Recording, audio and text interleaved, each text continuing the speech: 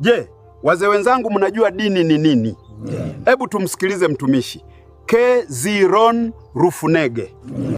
Wapendwa wasikilizaji wangu, ninawasalimu kwa jina la Bwana wetu Yesu Kristo aliye Bwana na Mwokozi wetu. Ninawakaribisha katika kipindi cha kulisikia neno la Mungu. Neno la Mungu ndilo linaloweza kutuelekeza ili tuweze kumpendeza Mungu. Tutakwenda kujifunza somo ambalo limekuwa ni shida sana katika ulimwengu wa imani. Nyakati hizi tulizo nazo ni nyakati ambazo watu wengi wamekuwa wakilizungumza bila kulielewa, lakini naamini tutafuatana pamoja kwa lengo la kujifunza ili hatimaye tuweze kupata majibu kupitia neno la Mungu. Somo lenyewe ambalo limekuwa ni tatizo ambalo unaweza kusikia watu wakilisema, leo tutapata majibu ya jambo hili. Tufuatane pamoja. Somo letu lina kichwa kinachosema dini. Tutajua dini ni nini. Tutajua dini, kwa nini inaitwa dini. Fuatana nami. Kwa mtizamo wa Biblia, neno dini linapatikana katika kitabu cha Ayubu ile sura ya 4 na mstari wa 6. Neno la Mungu linasema katika kitabu cha Ayubu sura ya 4 na mstari wa 6. Neno la Mungu linasema, je, dini yako hiyo siyo taraja yako, na matumaini yako si huo uelekevu wa njia zako? Ayubu anazungumza akisema kwamba dini ni taraja, dini ni tumaini la njia yake. Watu wengi unaweza kuwasikia wakisema kwamba Yesu hakuleta dini, wala dini haitampeleka mtu mbinguni. Lakini tutajifunza tupate kujua kwamba dini, je, ni kitu kibaya au ni kitu kizuri? Tumeona kwa Ayubu akisema kwamba dini ni taraja lake. Je, hiyo dini siyo uelekeo wa njia zako? Tutakwenda kuangalia. Kiuhalisia dini ni jambo zuri. Dini maana yake ni njia. Nimetolewa pia katika lugha ya Kiarabu kwamba dini ni njia. Sasa katika imani ya sisi wa Kristo tunaamini kwamba Yesu Kristo ndiyo njia, kweli na uzima. Mtu hawezi kwenda kwa Baba ila kupitia kwa njia yake. Kwa hiyo kwa ujumla, kwa neno tuliona kwa Ayubu, tunapata kuona kwamba kumbe dini ni njia na Yesu ndiyo njia. Kinachosumbua ni kwamba tunataka kujifananisha na ulimwengu wa kawaida wanavyoita dini yao, mifumo yao, lakini sisi dini yetu kumbe ni Yesu Kristo. Kipindi cha Ayubu, Yesu alikuwa hajajifunua kama Yesu, alijulikana kama neno. Kwa hiyo Ayubu aliamini utaratibu ambao ulimfikisha kwa Mungu aliyemwamini Yesu kabla hajajifunua kuwa Yesu, akiwa neno, akiwa mbinguni, akijulikana kama Mungu. Lakini alipojifunua, naye anadhibitisha kwamba dini si kitu kibaya.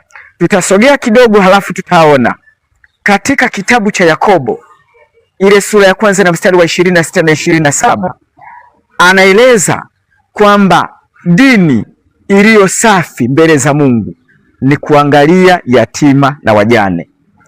Kumbe hata Yakobo anadhibitisha kwamba kumbe dini si kitu kibaya, isipokuwa mtu anayesema ana dini lakini hajirindi, hauziwi ulimi wake kwa hatamu, huyo hawezi kumpendeza Mungu.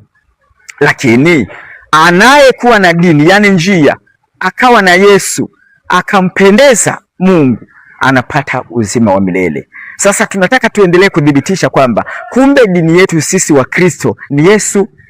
Yesu ndiyo njia, kama tulivyoona kwamba dini maana yake ni njia. Ni lugha tu ya Kiarabu inayosema dini, na watu wengi wanachanganikiwa hapo, lakini kumbe kwa Kiswahili ni njia. Na Yakobo anadhibitisha kwamba mwenye dini safi ni yule anayeangalia yatima na wajane. Sasa tutaendelea kudhibitisha jambo hili kwamba wenzetu waliotutangulia katika imani, hasa mitume, wanasemaje juu ya jambo hili. Waliendelea kusema kwamba ni jambo baya au walisema ni jambo zuri? Dini ni jambo zuri. kutokana na Yakobo tuliyosoma kwamba dini ni kuangalia yatima na wajane, tunakwenda kuona kwamba kumbe dini yenyewe ni Yesu.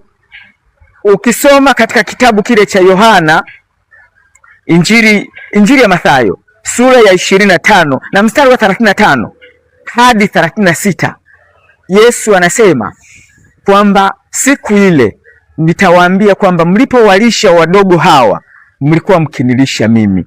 Tumeona katika Yakobo kwamba dini iliyo safi ni kulisha yatima na wajane.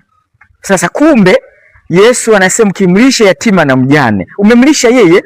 Kumbe yeye basi ndiye dini, yeye ndiye njia ambayo sisi tunaifuata ili tuweze kufika mbinguni. Kwa hiyo dini si kitu kibaya, lakini unaweza kusikia kama tulivyotangulia kusema kwamba wanaamini watu maelfu kwa maelfu kwamba dini ni kitu kibaya. Yesu hakuleta dini na wala dini haitampeleka mtu mbinguni, lakini tunaanza kuelewa kwamba kumbe dini ni njia katika lugha ya Kiswahili, na njia yetu sisi ni Yesu Kristo. Tunaanza kuelewa, lakini tukizidi kudhibitisha jambo hili, tuende katika kitabu cha Timotheo wa kwanza ile sura ya 4 na mstari wa 7. Mtume Paulo anaendelea kumwambia kijana wake Timotheo kwamba ajiepushe na masuala ambayo sio ya dini. Maana yake ajihusishe na mambo yanaendana na dini, ajiepushe na hadithi ambazo haziendani na dini. Kwa hiyo dini kumbe ni kitu kizuri, mtu aendelee kujifunza na kuendelea kusikiliza habari za dini, habari za Yesu.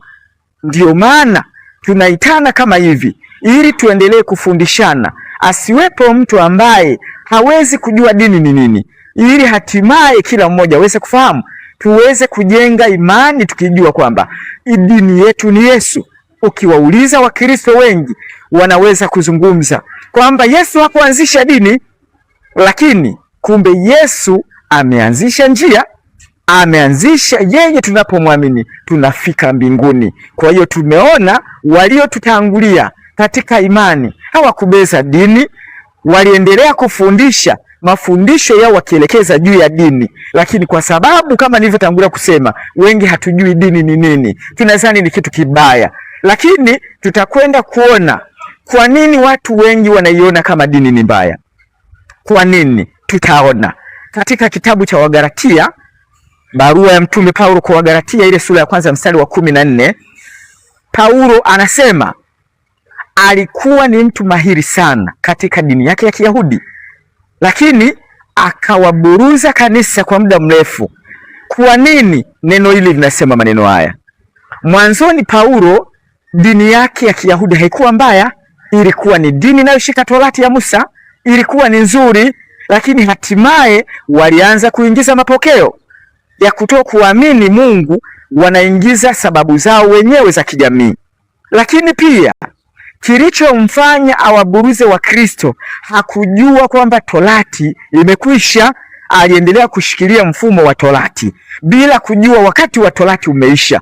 Yeye aliendelea kuwaburuza Wakristo kwa sababu kwa mujibu wa sheria za Kiyahudi hawakutaka dini nyingine iweze kuinuka. Waliamini dini ya Torati, na Ukristo ulipoanza pale Yerusalemu karne ya kwanza, ilionekana ni dini ambayo imekuja kuharibu, kuingilia mifumo ya watu. Kwa hiyo kila Mkristo alipokuwa anaonekana alikuwa anauawa. Walikataa sana imani nyingine. Kwa hiyo mtume Paulo hakujua